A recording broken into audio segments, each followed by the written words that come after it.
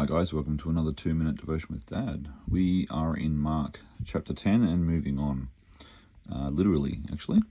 So they were now on the way up to Jerusalem and Jesus was walking ahead of them. The disciples were filled with awe and the people following behind were overwhelmed with fear. Taking the disciples aside again, Jesus once more again describes telling everything that would happen to him, and he goes into detail. So we are still on the trek to Jerusalem. Just going back here, the previous passage was when he was starting out on his way to Jerusalem. And so the talk about the rich man, his possessions, and entering the kingdom of God, the eye of the needle, the camel, that's actually on the way to Jerusalem. And now it's going on the way up. So they're starting to ascend the mountain, which is Jerusalem. And something shifts here. This is where Jesus' sort of next chapter begins, really. The chapter of his demise, really. When I say demise, is the starting towards the goal of his life, really. So what's happened here? Jesus is walking ahead of them, and the disciples are filled with awe and overwhelmed with fear. Now this filled with awe, to start with, is the same Greek word as back here when they said they were astounded. It was like they were perplexed. It was just like, what? That's the kind of awe. But they're also overwhelmed with fear. Now this is the same type of fear that they had when they were on the Mount Transfiguration and the cloud overshadowed them and they filled their pants, so to speak. That's the kind of fear. So why are they experiencing this and Jesus is not? And I think that this is where Jesus gets a fresh win, because it seems to be the case where he's now got a fresh energy for what lies ahead. And how can that be? Because he knows where he's going. He's about to die. And the only thing I can think of is this. I remember years ago I had been overseas for 9 months, and I was finally on my plane and I was coming home. And I remember it was like 3 a.m. local time, and I couldn't sleep. I was excited. I was like, I'm coming home. I can't wait. There's family waiting for me. There's people. I got my car to drive again. There's all these things racing through my head. And even though I had just had the best, 9 months of sort of overseas studies, and the reason I went, it was a great time. But there was so much more waiting for me at home. And I knew it, and I couldn't wait. And all I wanted to do was just get back and hug my family. And I think this is what kept Jesus going. He was going home, and he knew it. He was, dare I say, excited. And this gave him the reason to keep going, because it was the fulfillment of his mission here on earth that he was about to push through with. And even though it was set to be the most excruciating, horrible time of his entire life so far, this was the reason why he had come, and this was the reason why he was resolute in his walk. And I think the disciples, they were just starting to get a sense of why Jesus was here. I think this is their moment of, I don't know, that that feeling before you walk into a job interview and it's like, this is it. I'm gonna die here. I'm sure this is either gonna go really bad or really well, and I won't know till I come out. That kind of dread, that fear, that absolute, just not dismay, but like, yeah.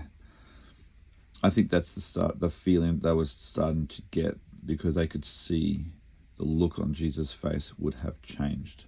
His stride picked up. They were going up a mountain and he was ahead, after their big trek, wherever they had come from.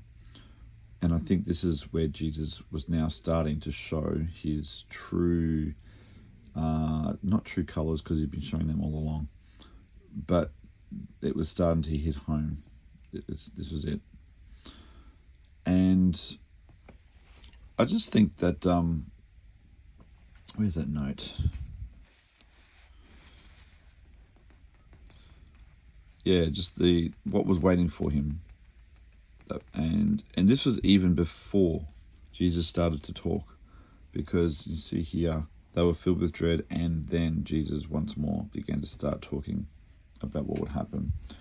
So I think God had given the disciples a bit of a spiritual heads up, and they was trying to interpret what this meant, and they were just a bit lost. And this is why Jesus once again spelt it out to them to prepare them.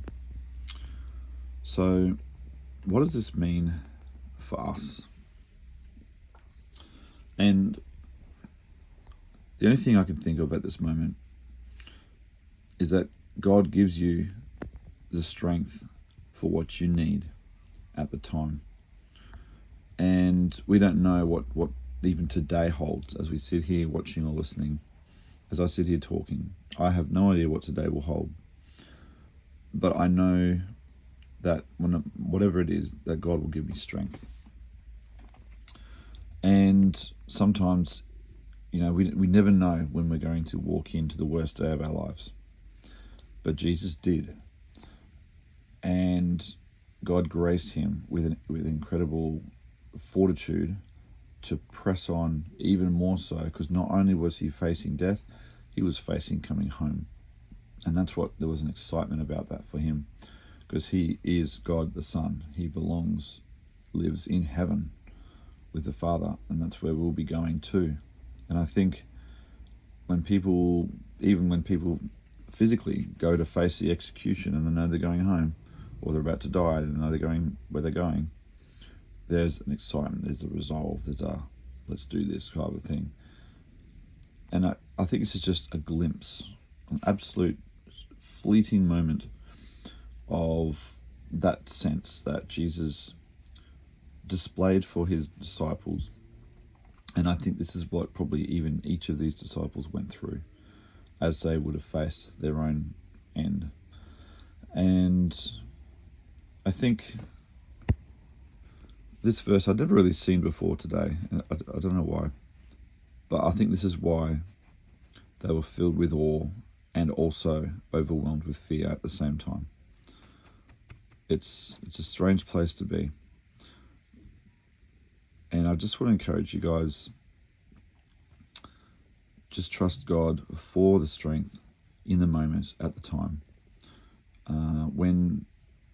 When you don't know what to say, what to do, how to respond, when you've got these fears, these things that overwhelm you, look to Jesus.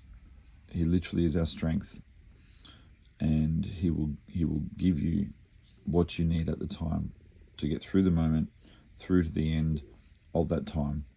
And obviously we're not talking about the end of your life here. We're talking about moments you just don't know how to respond.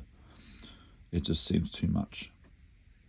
And ask God for the strength, for the grace, for insight, and to know how to respond, and he will do that for you. So this is a bit of a weird one, I guess. Initially I didn't know how to interpret this, but then I realized they're on the way up to the mountain, up to Jerusalem still. And all this that just happened is the context, but then everything that happened before that is the context to this. And it all fits. It all takes shape. So anyway, I'll leave it here. Have a think about that, and just know that God's got this for you, even when you don't got it, and he will give you the strength when you need it for the time. Bless you guys. Have a great day, and see you the next one. Bye.